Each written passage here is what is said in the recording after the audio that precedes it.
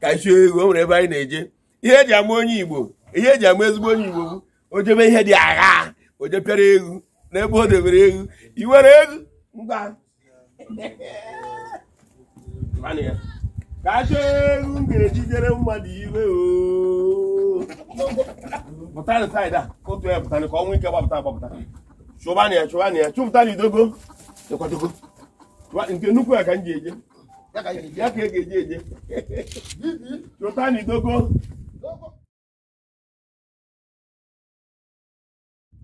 ọzọ ọ bụrụ na onye Igbo chọọ ije ihe ka o jechara n'ewu olibogodi ewu ma ọ bụkwa ọkụkọ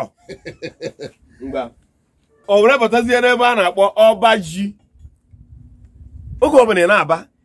ndị mmadụ were bụrụkwana wee na-egbusi mmadụ ọhịa a na-achụ ndị mmadụ n'ọhịa anyị asụrụ na a na-achụ ndị mmadụ n'ọhịa ajụjụ njụrụ wee bụzie a ga-ekwuru mgbawu wee ghara zụọ ka ntị ịbata n'ọba ji nwoke ịfụ na ihe a bụ ọba ji nwoke nke a bụ ebe anyị kere ogbe ji anyị ga-emezi egochi ụlọ ọba ji ebe anyị kelu ji ubi dị na abịa na ji ọ bụ ọ na-enwe ndị na-abụ ogbe ji nwee ndị na-abụ osote ogbe ji otu nwe ka esi eke ya n'ọba ebe efu ndị nke iche fụ ndị nke iche ihe eji bata n'ọba ata bụ na ka nkụziere ndị Igbo ka ihe onye Igbo kwesịrị ka o mee dị mkpa na be onye Igbo na-eye ebe a ndewo mana ṅaa ntị ebe ozi ya si abịara gị n'ụbọchị nke taata bụ na N.T.I TV mana onye wetara ozi nkụzi ya n'ụbọchị nke taata ka a gbasaa ya ka a na-akpọ Nwaada Vivian ọmalịcha na Nnampadi Nwaada Vivian ọmalịcha na Nnampadi na Nnewi ọha nwe nkụzi ya mere n'ụbọchị nke taata leba ya anya ka ị mara ma nkụzi ya ha si ka agwa Igbo taa ka ọ dị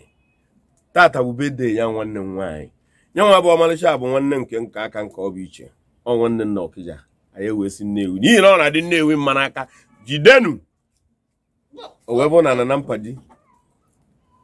na nwanne m nwaanyị bụ Vivian gbakọrọ aka ọnụ wee sị ka ụbọchị nke taata ka enye Igbo nkụzi ma were ohere a sịkwa ya happy birthday ogologo ndụ na gịnị ahụ isi ike ịmụra nwoke ịmụra nwaanyị